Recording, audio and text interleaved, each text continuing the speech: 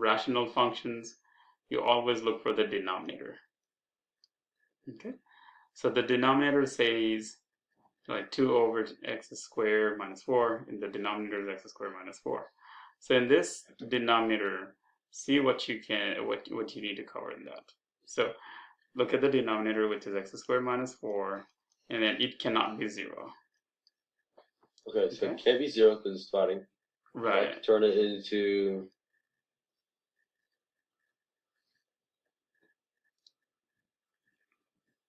Very good. So you can factor that out. That's what you did. Right. So once you factor that out, since the denominator cannot be 0, that's if it is 0, it cannot be defined because it becomes an infinity. So what you need to do is you need to set up these 0 to find where that can be 0. So it's going to be x minus 2 equals 0 if I set up it, x equals 2. And then x plus 2 equals 0. That means x could be negative 2. That means domain restriction is x cannot be 2 or negative 2. Okay. Okay, makes sense? But so you got that by taking the factor and then just equal it to the 0.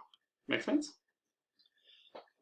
But where did you get the cannot equal from that?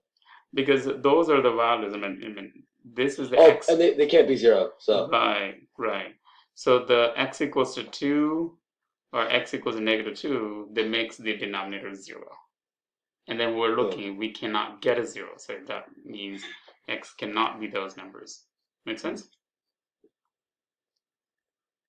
Try the other question and see, let's say, what is the domain restrictions on that.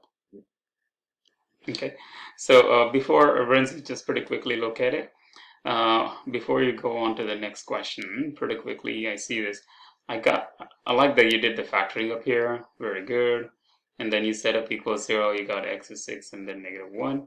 But some reason you put it 2 and negative 2. So why did I do that? Oh, that's my bad. I meant to put 6 and negative 1. 6 and negative 1. I know. I see that. Like sometimes it happens. So, but you just need to be careful with that. That's good. But everything is good. The factors are good.